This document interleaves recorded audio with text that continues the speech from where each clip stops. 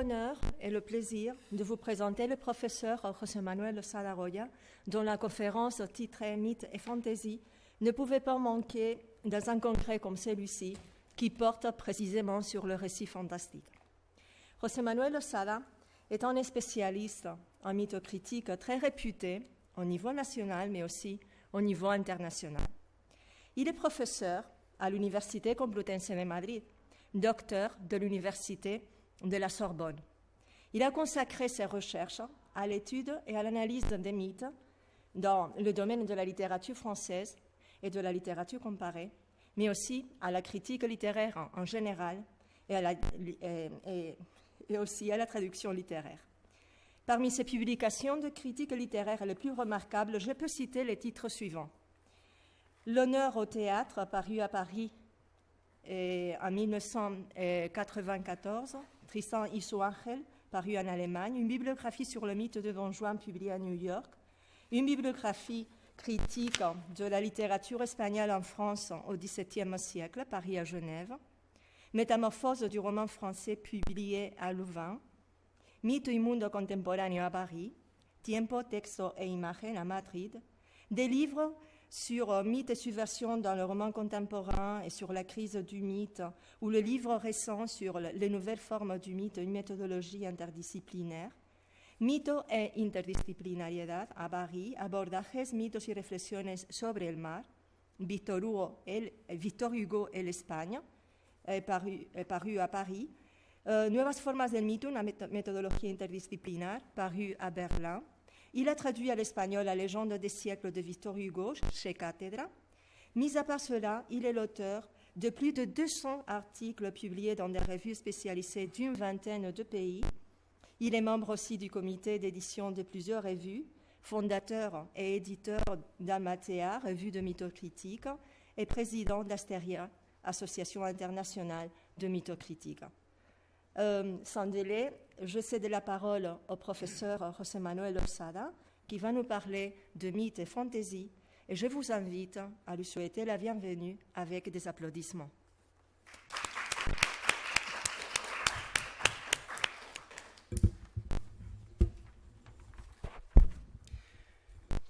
Merci beaucoup, cher Montse, de cet accueil que je ne mérite pas. Je suis très reconnaissant de ces paroles.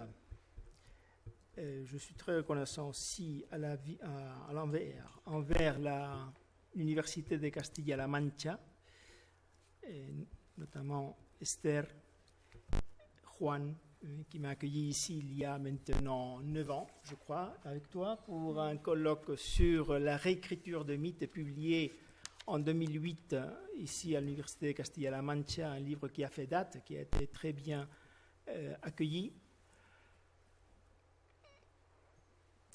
Ensuite, je suis venu à plusieurs reprises, notamment pour des jurys, mais en tout cas, j'étais tellement toujours très bien accueilli que je ne peux que remercier tout ce que vous faites pour moi. Je le dis, je me sens débiteur à l'égard de votre université. Lorsque Esther m'a demandé de quoi je voudrais parler, je n'ai pas hésité. Je crois que d'ailleurs c'est bien tombé puisque Madame la vice-présidente vient d'y faire allusion. Elle vient de parler de ce mélange qu'il y a, de cette confusion entre mythe, magie, fantastique, imaginaire, merveilleux, et on ne sait pas où l'on est. Et je voudrais parler de ma vision du mythe et de ma vision de la fantaisie, et voir quels sont les rapports, quelles sont les différences, mais surtout, qu'est-ce qui fait la nature du fantastique. Et je me suis dit, si je ne pourrais pas faire une approche à partir du mythe. C'est ce que je vais essayer. D'abord, donner une définition du mythe, une entre beaucoup de possibles définitions qui ne me concernent que moi. Je voudrais aussi ensuite parler de ce qui, à mon avis, est à la base de la fantaisie. Ensuite, pourquoi pas parler de la transcendance de la fantaisie. Quel est ce type de transcendance? Pour finir sur une espèce de synthèse sur mythe et fantaisie. En ce qui concerne le mythe, pour moi c'est un récit explicatif, ou plutôt un récit d'un fait extraordinaire personnel,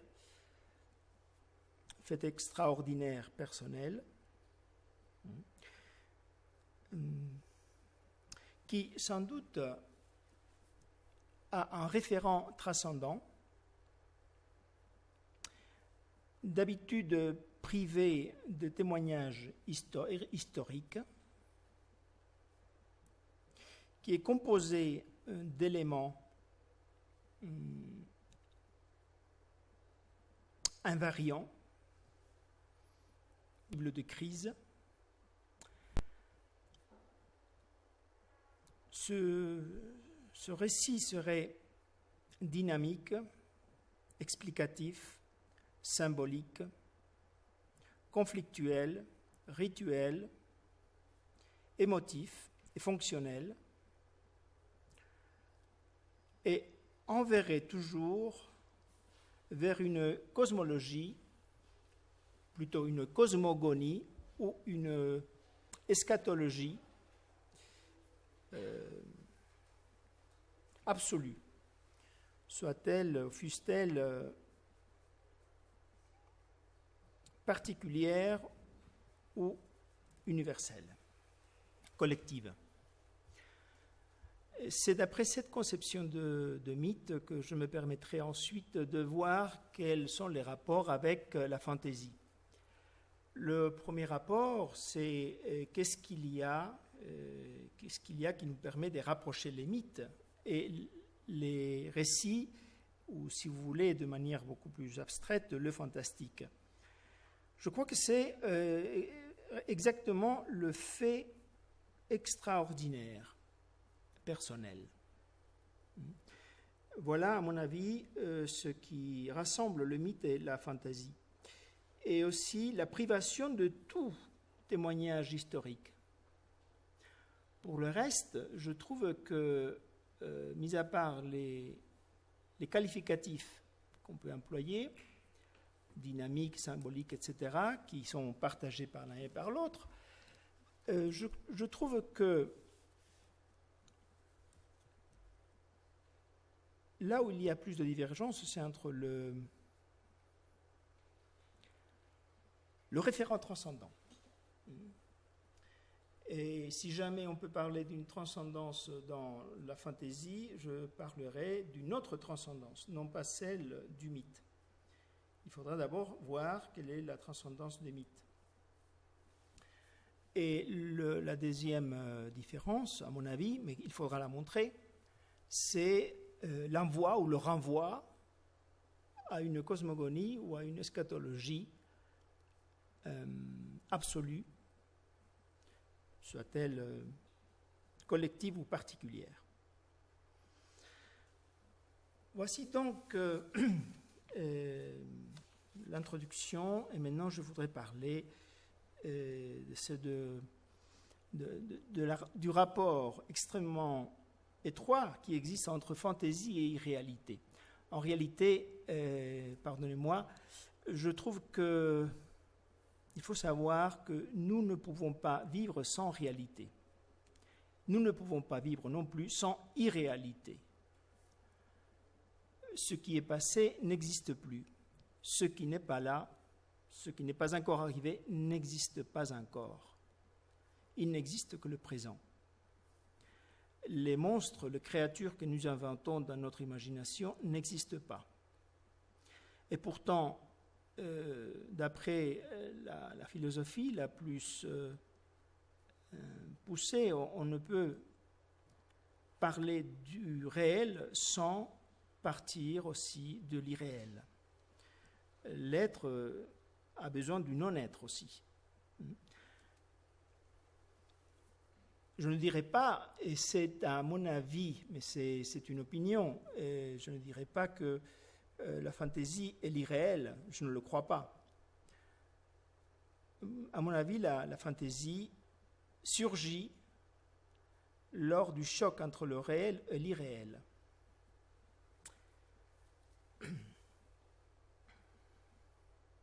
L'irréel est nécessaire. Je ne sais pas si vous avez regardé la troisième production ou le troisième film de Cocteau. C'était Le Testament d'Orphée. Un homme du XVIIIe siècle, ou habillé en un homme du XVIIIe siècle, c'est Cocteau qui s'habille ainsi, se présente, ça paraît à un étudiant et lui demande est-ce que je peux parler au professeur? L'étudiant reste ébahi, bouche bée, il ne sait pas que dire, que faire. L'homme du XVIIIe siècle disparaît. Et il réapparaît encore pour dire « j'ai oublié mes gants ». C'est une scène, on pourrait la voir si vous voulez, en 3 secondes après. Et le jeune homme, l'étudiant, le garçon, il a à peu près combien? 14-15 ans. Et cet étudiant ne vit pas le fantastique. Pour lui, c'est étonnant. Alors que l'autre, Cocteau, si vous voulez, lui, il croit au fantastique, puisqu'il vient de participer à une rencontre fantastique. Cocteau lui-même disait « montrer en outre avec la rigueur du réalisme les fantasmes de l'irréalité ». Avec la rigueur du réalisme, car il faut toujours qu'il y ait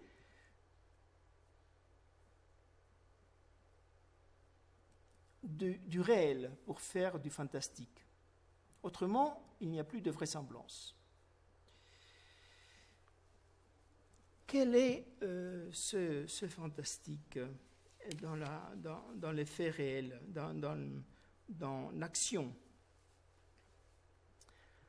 Je parlerai du possible et de l'impossible, ou si vous voulez, des changements des coordonnées spatio-temporelles. Et c'est exactement dans la modification de ces coordonnées spatio-temporelles, spatiales et temporelles, que va surgir le fantastique.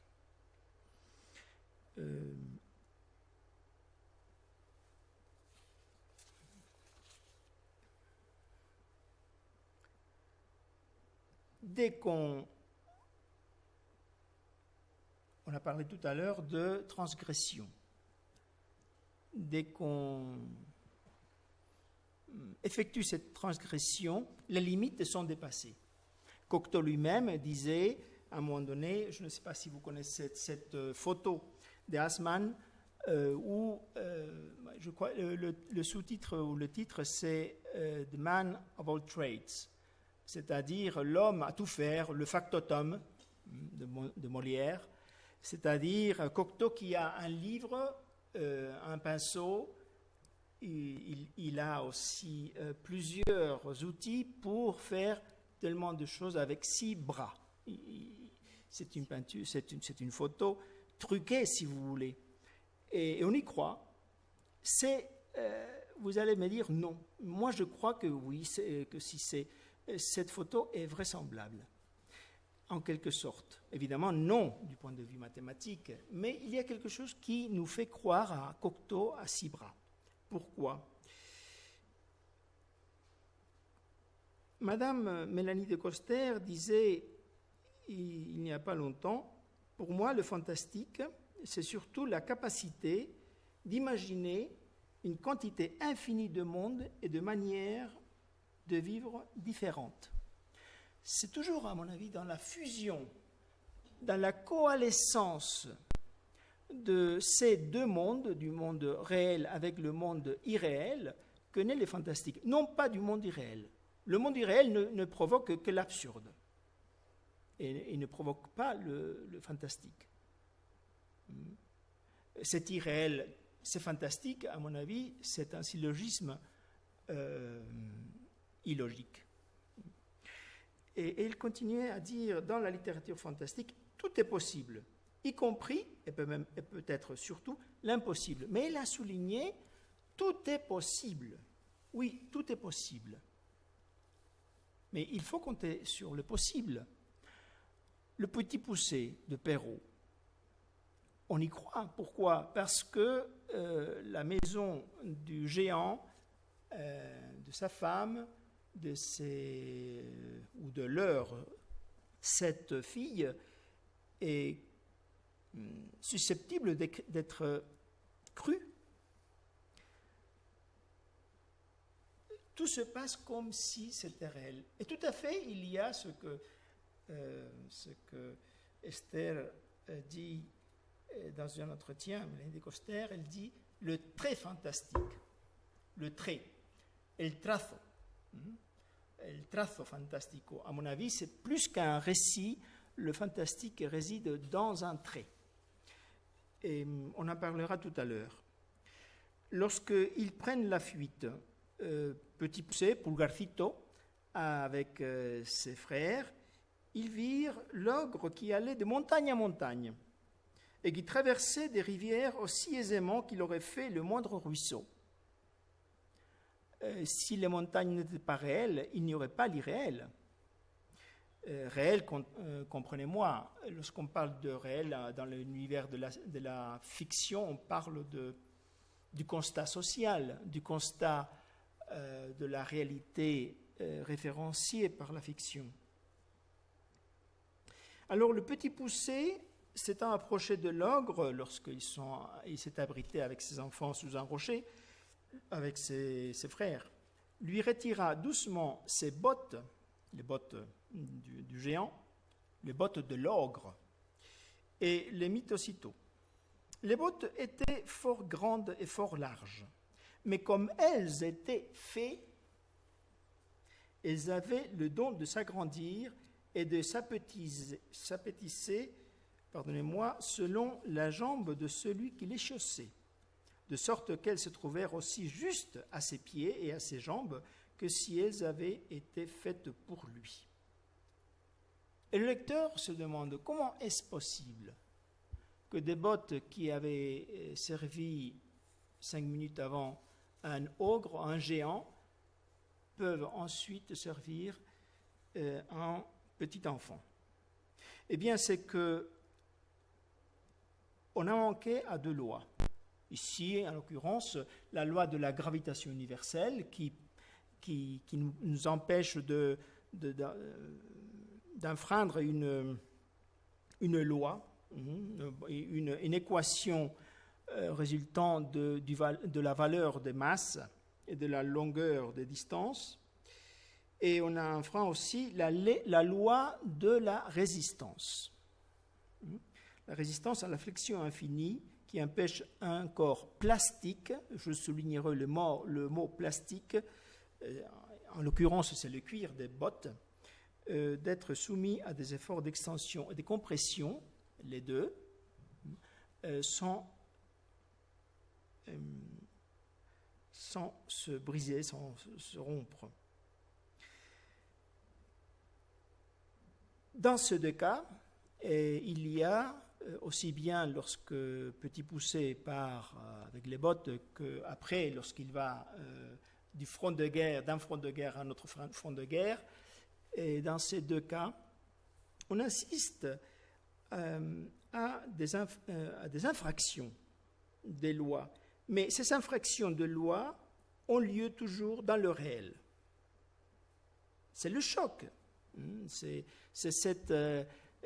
cette sémence surréaliste, si vous voulez, et c'est là qu'on voit le rapport entre le fantastique et le surréalisme. Le surréalisme viendra beaucoup plus tard. C'est le choc, c'est l'étincelle qui est provoquée par le choc justement des 2 mondes, possible et impossible. Il faut respecter les lois et il faut les transgresser. Et c'est là qu'on voit que le fantastique provoque toujours un désordre énorme dans la nature. Un désordre énorme. Mais dans la nature, il faut que la nature existe au préalable. Voilà pour les coordonnées spatiales. Venons maintenant aux coordonnées temporelles. Personnellement, je crois qu'il est beaucoup plus difficile de voir le fantastique, d'étudier le fantastique de ce point de vue. Non pas seulement parce que le temps est beaucoup plus compliqué que l'espace, mais parce que la modification de l'espace est toujours soumise à la modification du temps, ce qui n'arrive pas à l'envers. On peut modifier à volonté les espaces, difficiles, beaucoup plus difficiles de modifier à volonté les temps. Il y a un conte de Carlos Fuentes, c'est Chaque Moll, où nous assistons à des modifications du temps. Mathias Barcino l'a vu lorsqu'il étudie la prose de Borges, de Rulfo, Cortázar, Carpentier. Et alors il dit que là abondent, entre autres jeux temporaux, des temps linéaires avec des plis et contractions, des temps parallèles, des temps cycliques, des temps régressifs. Il trouve la cause de ces diverses conjugaisons des temps dans la temporalité propre au monde hispano-américain, ou si vous voulez, ou plutôt précolombien, qui n'a pas la succession linéaire de notre culture occidentale. C'est très possible. C'est très possible.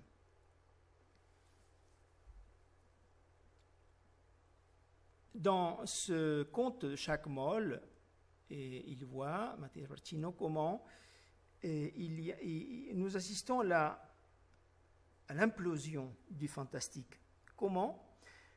Eh bien, d'abord parce qu'il y a l'acquisition de formes incompatibles, ou bien, si vous voulez, l'adoption successive par une pierre, c'est la sculpture, la statue du Chaque Moll, qui prend vie au fur et à mesure qu'elle touche l'eau. Et une statue qui a appartenu à la période post-coloniale mésoaméricaine, qui est finie en 1521, imaginez, 16e siècle plus tard, reprend ou prend, on ne sait pas, prend ou reprend vie au XXe siècle, à la fin du XXe siècle. Lorsque Filiberto, qui vient d'acheter cette sculpture, voit que plus il y a la pluie, plus l'eau emplit le basement, le sous-sol, il y a de vie dans cette statue. Au fur et à mesure, et à la fin, la statue prend possession de lui.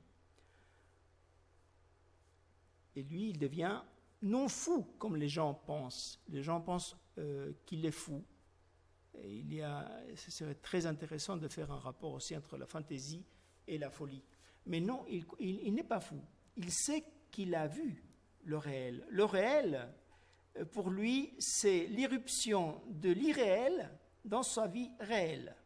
C'est toujours le choc d'une réalité et d'une autre réalité qui devient réelle. Attention, ce sont deux réalités. Une réalité de ce monde et une autre réalité d'un autre monde. Sans fusion, sans coalescence de ces deux réalités, que nous nommons la deuxième une irréalité, il n'y a pas de possibilité de surgence du fantastique. Mais il y a aussi un prolongement de la vie extraordinaire. C'est impossible qu'une personne ou un Dieu ayant vécu au XVIe siècle puisse vivre aussi au XXe siècle. C'est impossible pour nous, mais pas pour la mythologie, je me permets d'utiliser ce mot, mésoaméricaine. La présence d'un être, ici un Dieu en divers temps, est impossible pour nous. Je voudrais aussi remarquer qu'à la fin du conte, on ne sait pas exactement si Filiberto, à la fin du conte, on voit, je ne crois pas que vous connaissiez ce petit récit, qui se trouve dans le premier livre 54 de Carlos Fuentes, Los días enmascarados, et ce récit, à la fin, on se demande où est-ce qu'il est. Filiberto, il est mort, noyé à Acapulco. Et on se demande si celui qui a été noyé, c'est Filiberto, ou le dieu Chacmool qui cherchait l'eau. Et lorsque l'ami de Filiberto amène Filiberto, le corps de Filiberto chez lui, il y a quelqu'un qui ouvre, qui est vêtu comme Chacmool. Et on ne sait pas si lorsque celui qui reçoit l'ami dit « Descendez le corps de Filiberto dans le sous-sol », au sous-sol, on ne sait pas si celui qui parle c'est le Chacmool ou un Indien qui n'a pas de rapport avec lui. Il joue encore une fois de fantastique. Et le fantastique nous fait toujours poser la question. Je voudrais, à ce propos, et c'était le troisième point, vous parler de quelque chose qui sera, semble-t-il, au cœur de ces journées. C'est le genre fantastique. Peut-on parler d'un genre fantastique? Je ne sais pas. Sincèrement, je ne le sais pas. Mais je voudrais apporter ici l'hypothèse ou la théorie d'un grand critique qui était Todorov. Pour Todorov, le fantastique, c'est question d'un instant où le personnage ou le lecteur s'impose le doute. Ou si vous voulez, on peut modifier la phrase, c'est où le doute s'impose au lecteur, où le doute s'impose au personnage. Todorov dit, voilà le genre fantastique. Le reste, comme dirait Juan Herrero, très bien, mais il dirait, c'est le merveilleux. Le moment de la question, du questionnement, c'est le fantastique. Reprenons l'histoire du Petit Poucet, mais non pas maintenant celle de Perrault, mais celle de Michel Tournier. Dans un conte intitulé « La fuite du Petit Poucet ». Petit Poucet est l'enfant et le fils d'un bûcheron de Paris. Évidemment, à Paris, il n'y a plus d'arbres presque. Et d'ailleurs, on a promis à monsieur Poucet d'habiter au 25e étage de la tour Mercure avec sa femme et son fils, Petit Poucet. Il accepte. Il ne croit plus aux arbres. Il dit qu'il faut arracher tous les arbres de Paris, c'est l'industrie. Très bien. Alors, Petit Poucet n'est pas d'accord, puisqu'on est la veille de Noël, puisqu'il ne pourra pas mettre les bottes que son père lui a promises pour le jour de Noël, un cadeau. Et d'ailleurs, il aime bien les arbres. Alors, il part de chez lui.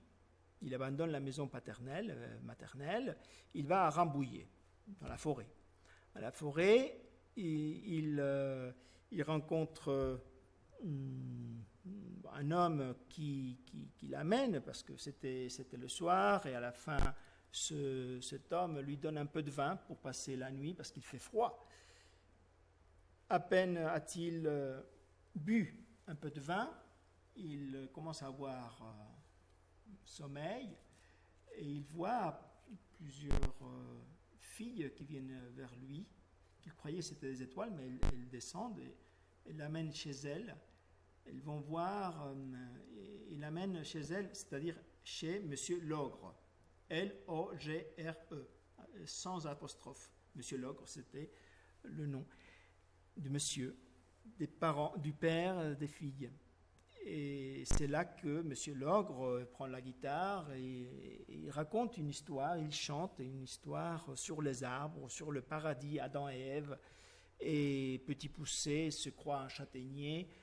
Il faut dormir, il va dormir avec les petites, les 7 sœurs, qui lui passent, c'est étonnant, des petites cigarettes, mais qui ont un drôle de goût. Il se demande de ces cigarettes. Bon, il prend des cigarettes, il est petit, il ne se pose pas de problème. On verra que c'est un autre indice du fantastique, de problème moral. Et à la fin, bon, il se voit survoler sur le lit avec les petites filles de Monsieur Logre. Tout à coup, survient la police, prend Monsieur Logre, l'amène en prison, parce que, encore une fois, non seulement il a donné il retient des enfants chez lui, c'est le Petit Poucet, mais il les pervertit. Alors le Petit Poucet doit rentrer chez lui, au 25e étage de la tour Mercure à Paris. C'est encore le jour de Noël. Et il va chez lui, il prend les bottes qui sont sous le lit, il met les bottes, il commence à voler tel un châtaignier. C'est la fin du conte. Quel est le trait fantastique de ce conte? Alors, pour Todorov, la perception de l'événement extraordinaire situe le personnage ou le lecteur devant l'énigme. Doit-il prendre le récit pour vrai ou pour non vrai, non véritable?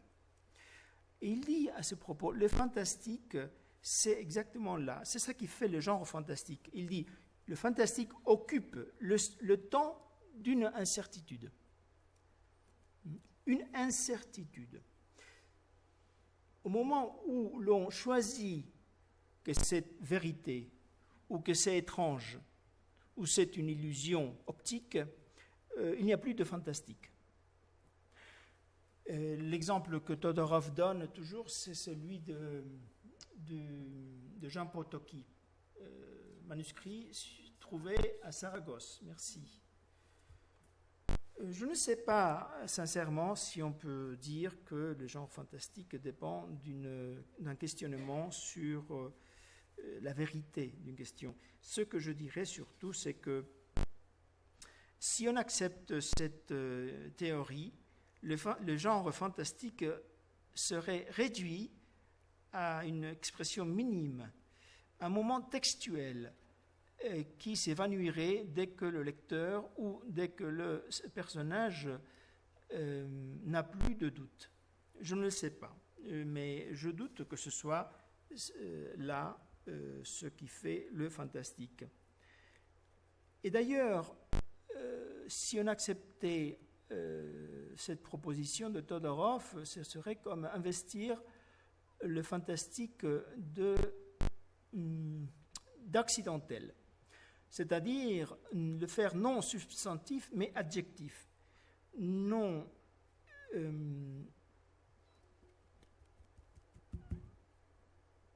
substantif mais tout à fait relationnel.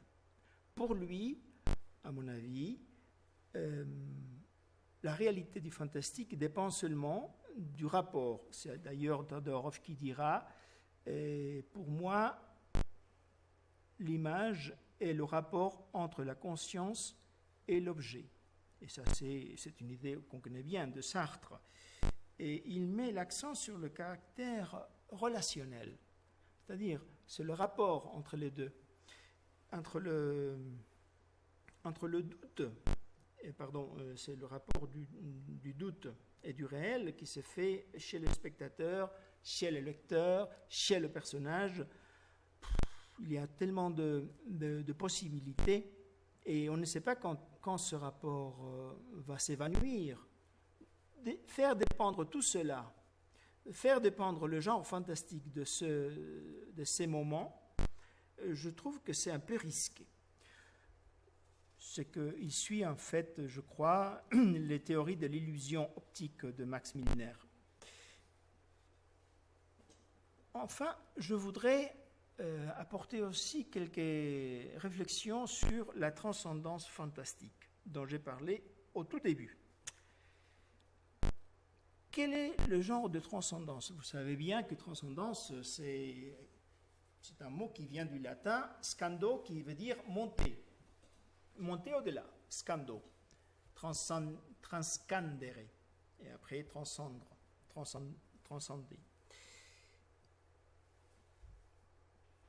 Marcel Schneider, qui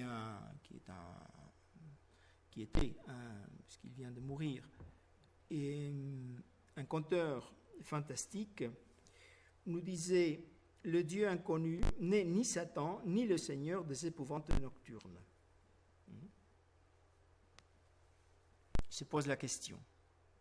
Lorsqu'il relit Pausanias, et il relit aussi Diogènes Laercio, et il relit aussi Saint Paul, et il lit ces passages où tous ces voyageurs de la Grèce, il y en a au moins 4, se posent la question: qui est ce Dieu inconnu auquel tous adressent leurs vœux? Parce que vous savez, il y a, de même qu'aujourd'hui nous disons, aux soldats inconnus. En Grèce, il y avait un socle d'une statue qui disait « au Dieu inconnu ». Qui est ce Dieu inconnu? Et Marcel Schneider répond: le Dieu inconnu, n'est ni Satan, ni le Seigneur des épouvantes nocturnes. En dehors de tout dogme, de toute religion, le fantastique offre un moyen de salut dans la mesure exacte où il nous arrache à ce monde et nous met en face des problèmes essentiels: la survie de l'âme, l'éternité, la face de Dieu. Je dois avouer que j'ai passé presque une matinée à réfléchir sur ces mots. Car Marcel Schneider, connu pour ses récits fantastiques, il a dit, il n'aime pas le satanisme grotesque, il n'aime pas le style gore, les zombies, et d'ailleurs qui faisaient, qui attiraient les masses à l'époque, et même aujourd'hui, et qui venaient aussi du gothique anglo-saxon du 19e siècle. Il dit non, c'est pas là le fantastique, mais le fantastique, c'est le salut dans la mesure exacte, il nous arrache à ce monde. Pour Schneider, la littérature fantastique agit, pour l'hispanisme, agit en médium. C'est-à-dire, vous savez, un médium, c'est le pont c'est un passeur. Et c'est le pont qui nous permet de faire le lien entre les deux mondes. Le fantastique nous arrache de ce monde, disait Schneider. Et Georges-Olivier Château-Renaud répondait, c'était 3 mots que je trouvais précieux. Il disait: le salut, bigre. Le salut bigre, c'est-à-dire caramba, pour dire mieux, caramba, la salvation. Je ne sais pas si on peut dire le salut vient du fantastique. Je ne le crois pas d'ailleurs. Je ne le crois pas. Je crois qu'ici, on est en train de confondre les termes. Je crois qu'il y a une transcendance dans le fantastique. Mais là, Schneider, il parle, à mon avis, de la transcendance de l'écriture créative ou créatrice.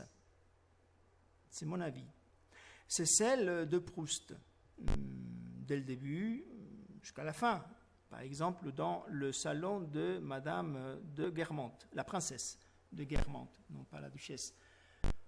Oui, dans le temps retrouvé, où il dit la vraie vie, la vie enfin découverte et éclaircie, La seule vie, par conséquent, pleinement vécue, c'est la littérature. C'est le bonheur que j'éprouvais, etc., etc. Et ils se sont sauvés par la littérature. Mais c'est un salut très différent du salut proposé par le mythe. C'est un salut, si vous voulez, littéraire. C'est le salut c'est un salut que l'on voit à plusieurs reprises dans le livre de Château-Renaud. C'est un salut de la gloire littéraire, puisque, et Proust le dit, il faut se résigner à mourir. Donc il ne parle pas d'un autre salut. Je crois qu'il y a une autre transcendance fantastique, la transcendance de l'écriture créatrice, la transcendance de la fantaisie imaginaire. Et là, je crois que le meilleur exemple, c'est lui de Don Quichotte.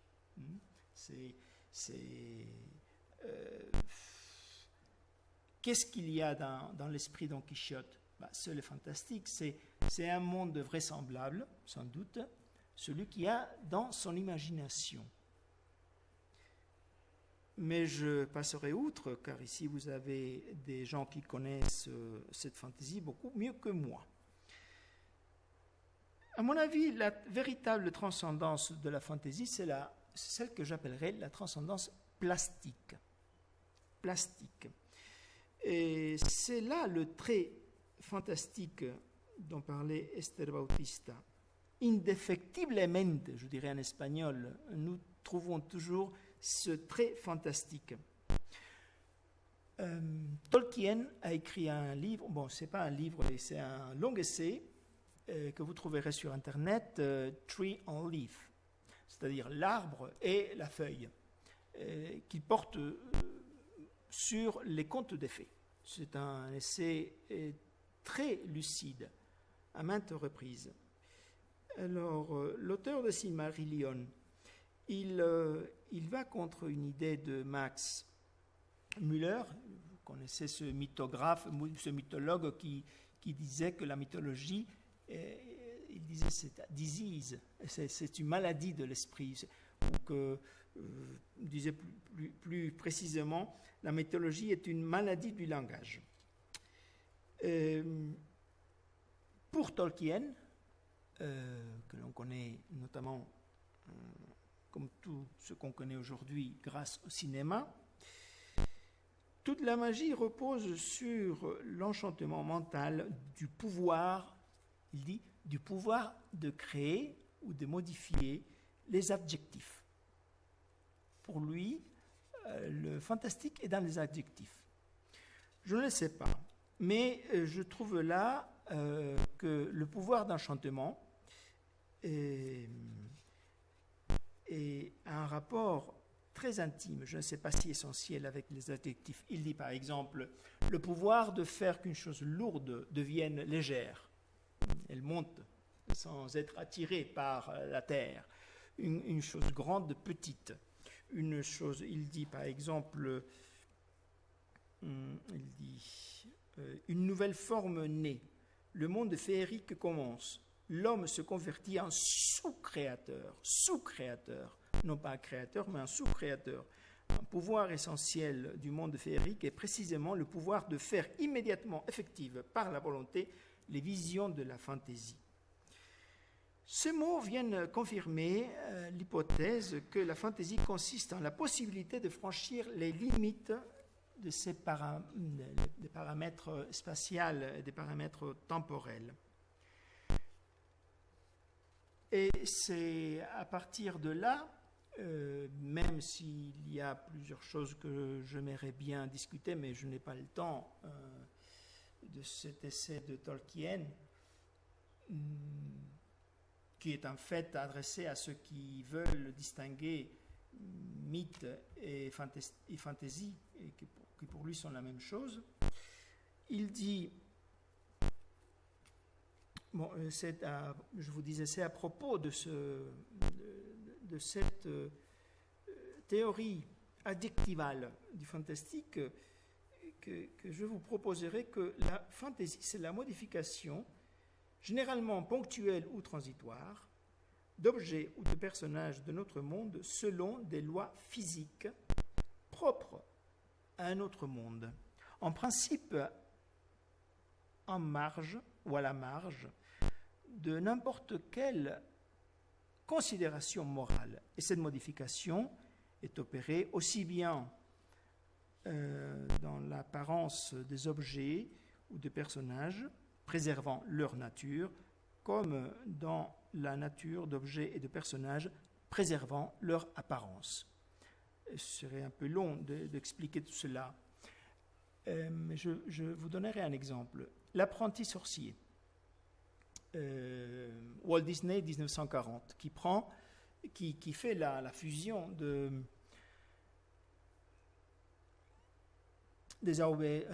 c'était comment déjà, j'ai oublié, excusez-moi, Der Zauberlehrling de Goethe, plus l'apprenti sorcier de Dukas, pour la musique.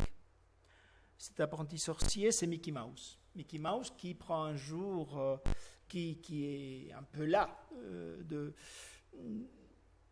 charrier de l'eau, et profitant du départ de son maître, un magicien, il met le bonnet de magicien et il commande un bout de bois. Bon, c'était comment est-ce qu'on dit, une escoba, j'ai oublié. Un balai. Oui, un balai. Il dit un balai. Bon, il ne le dit pas, c'est muet.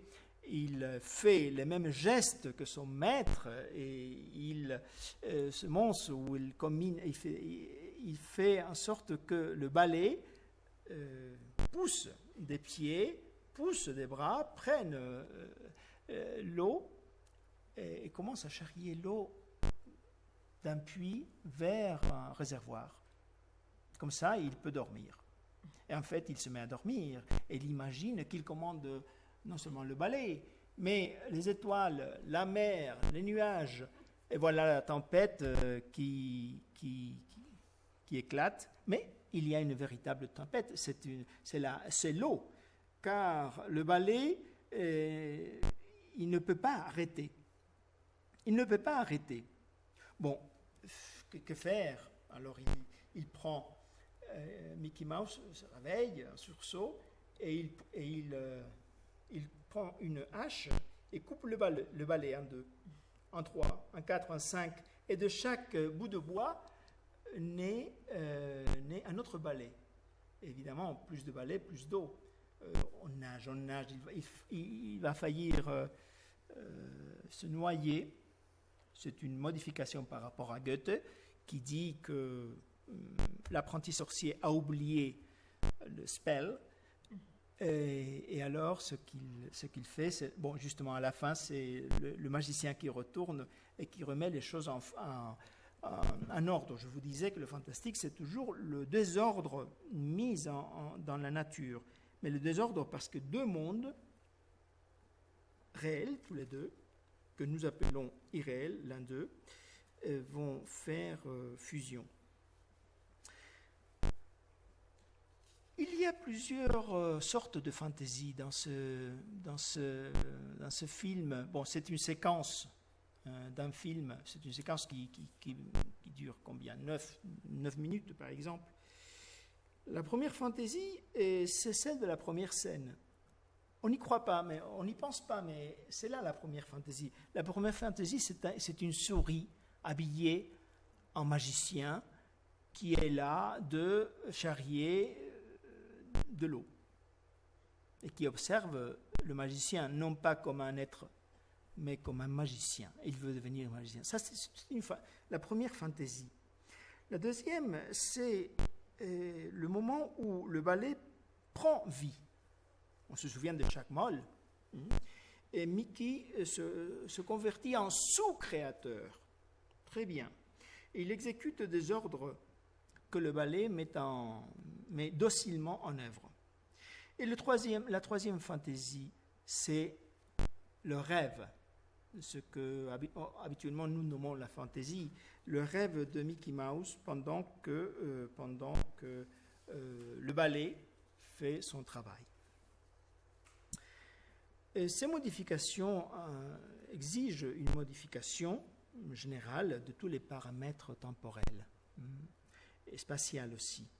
Mais je vous invite à regarder ce film et de prêter attention au moment où il y a cette modification de la matière, où un balai se convertit, c'est une métamorphose, un homme, un balayeur. Pourquoi? Eh bien, c'est qu'on a un frein, encore une fois, les lois physiques de notre monde. Le balai commence est régi par d'autres lois physiques. Et à mon avis, plus que dans le temporel, c'est dans la fantaisie spatiale. C'est de la fantaisie spatiale qu'il faudrait parler. Pour finir, car je ne peux que vous remercier de m'écouter si gentiment, quels sont les rapports entre fantaisie et mythe? Je dirais que, premièrement, il n'y a pas de transcendance du point de vue du sacré. Il ne faut pas oublier que le mythe fait référence toujours au sacré. Le sacré, c'est quoi? C'est le séparé. Étymologiquement, c'est ça qu'il signifie. Par rapport au profane. Profane, c'est ce qui est devant le fanus, au fanum, c'est-à-dire le temple. Il y a le profane et le sacré. Et le sacré fait référence toujours à une entité divine, que ce soit un dieu ou que ce soit des dieux. Cela m'est égal maintenant. Et dès qu'il y a cette sorte de transcendance, je ne parlerai pas de fantastique. En revanche, il peut y avoir des récits mythiques où le fantastique fait irruption. Tout à fait, grâce au très fantastique. La deuxième, car pour moi, la transcendance du fantastique, je vous ai dit, c'est la transcendance plastique, c'est-à-dire c'est la modification surtout spatiale par suite d'une infraction, de transgression aux lois de la nature. Et c'est là qu'il y a, c'est pour ça qu'on parle parfois du surnaturel. Je ne dirais pas que c'est surnaturel, c'est d'une autre nature. Alors que dans la transcendance sacrée du mythe, il y a toujours un surnaturel. La deuxième chose que je vous dirais, c'est qu'il n'y a pas de renvoi à une cosmogonie ou à une eschatologie absolue. Le monde de la vivification que l'on voit par exemple dans le Chakmol, que l'on a vu, qui a son référent dans le mythe de Pygmalion, c'est un mythe, c'est vraiment, c'est pas vraiment un sous-créateur, c'est un créateur. C'est Dieu, c'est les dieux qui font et défendent la vie des hommes. Et c'est quand même une autre cosmogonie. C'est où est l'origine et où est la fin des hommes, de Filiberto, en ce cas. Donc, je ne crois pas qu'on puisse parler de cosmogonie ou de scatologie absolue dans le fantastique. Ce qui n'est absolument pas une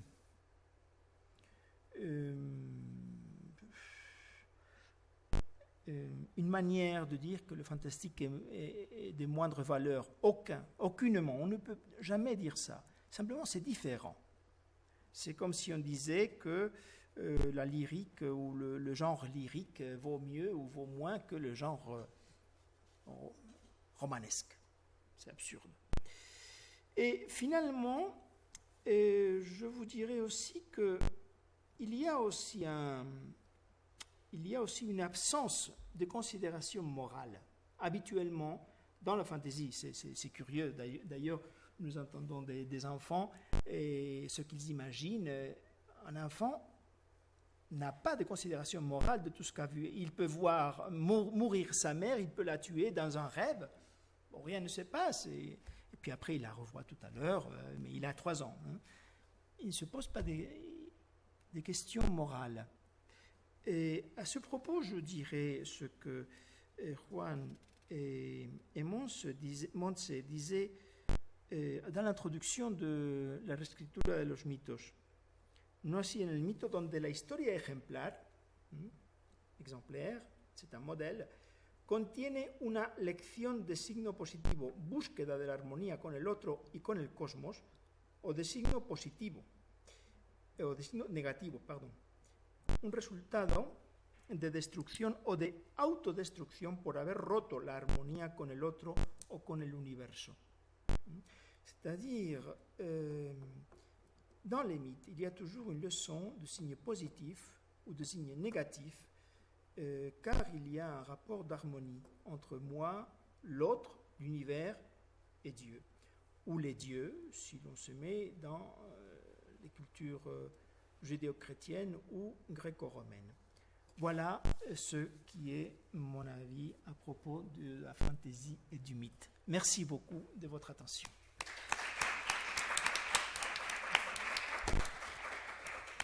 Bon, merci beaucoup, José Manuel Losada, pour votre conférence qui a été, à mon point de vue, très intéressante, parce qu'elle porte, évidemment, elle traite d'une vision, d'un point de vue personnel, qui nous révèle ce côté de critique littéraire de ce professeur de José Manuel.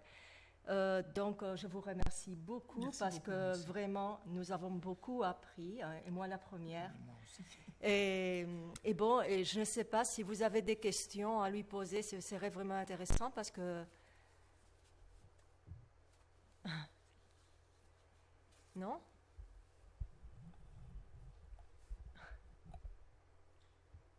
Allez-y, on a parlé du récit fantastique l'autre jour en cours.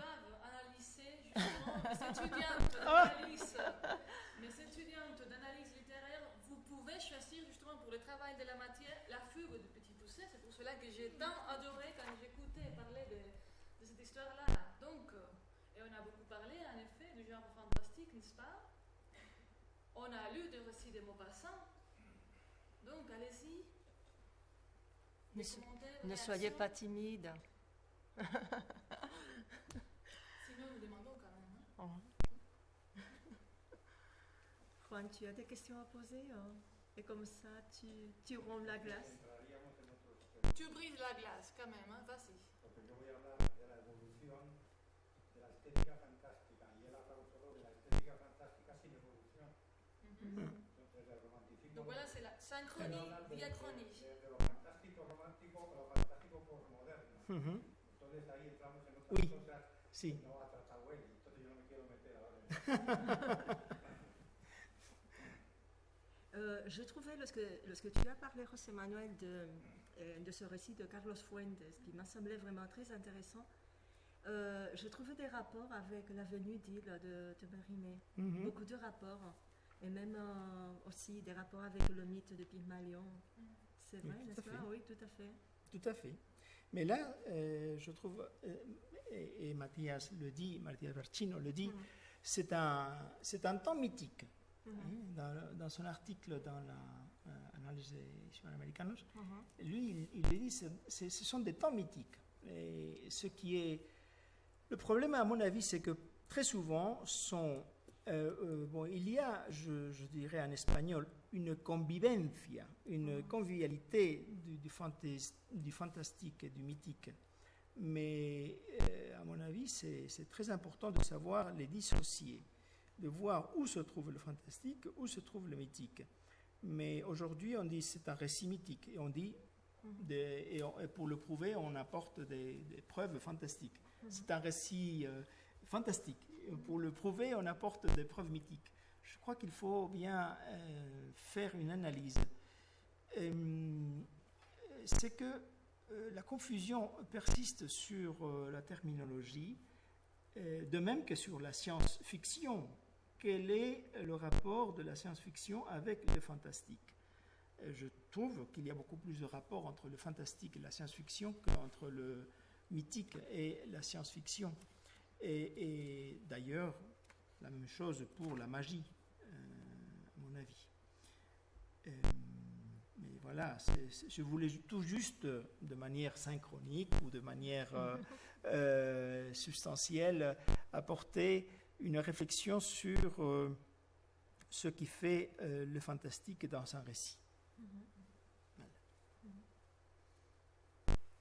Moi, je voudrais, je ne sais pas si ça s'écoute bien, plus ou moins, parce que j'ai une voix assez forte quand même, hein, même sans le micro. José Manuel, je voudrais savoir en effet, parce que quand j'ai reçu de ton côté le titre de la conférence, Mythe et Fantasy, je m'entendais un peu plus aussi, pas seulement ce que vous avez déjà expliqué, mais je voudrais savoir aussi s'il existe peut-être des mythes qu'on trouve d'une façon spécifique dans les terrains de la fantasy, c'est-à-dire est-ce qu'il existe des mythes propres au genre fantastique. J'ai par exemple en tête le mythe du double, non, le dédoublement. Non, donc voilà, cette dissociation de l'identité, ou disons l'homme qui se trouve face à un jumeau ou à une copie de soi-même, est-ce que ça c'est exclusif du récit fantastique, puisque c'est peut-être commun à d'autres récits? Donc voilà, la question c'est juste ça. Est-ce qu'il existe des mythes propres seulement au terrain de la fantasy ou de fantastique, ou c'est peut-être une catégorie un peu plus souple, disons? Des mythes propres au fantastique, c'est que dès qu'il y a un mythique, il peut avoir ce que j'appellerais une expérience fantastique. Et d'ailleurs, Pygmalion, encore une fois, chaque Moll, c'est pareil. Filiberto se met au lit, et il va au lit, et il entend des bruits. Chaque Moll qui commence à prendre vie. C'est un sursaut. Et c'est là que Todorov dirait ça c'est un récit fantastique. Jusqu'au moment où Filiberto voit qu'il y a une réalité, donc on tourne vers le merveilleux. Mais c'est l'expérience mythique qui peut devenir fantastique. C'est l'expérience mythique qui peut devenir fantastique. Ou si vous voulez, c'est le récit mythique qui donne voix ou renvoie vers une expérience fantastique. Monterland le dit dans La mort qui fait le trottoir. C'est le Don Juan de Monterland. Il dit lorsqu'il sort l'épée pour tuer un géant, et le géant part apeuré. Il dit voilà, je me disais bien qu'il n'y a pas de fantastique. C'est la réalité qui est fantastique. Et c'est justement la réalité qui peut devenir fantastique lorsqu'elle est enrobée d'une autre réalité et que nous nommerions irréelle. Voilà.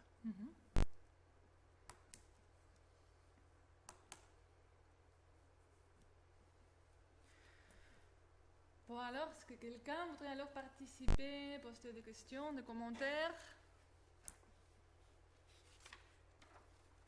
Voilà. C'est tout, on termine. Merci. Sinon. Alors Oui, on c'est tout. applaudit. Hein. Oh. Bon, merci.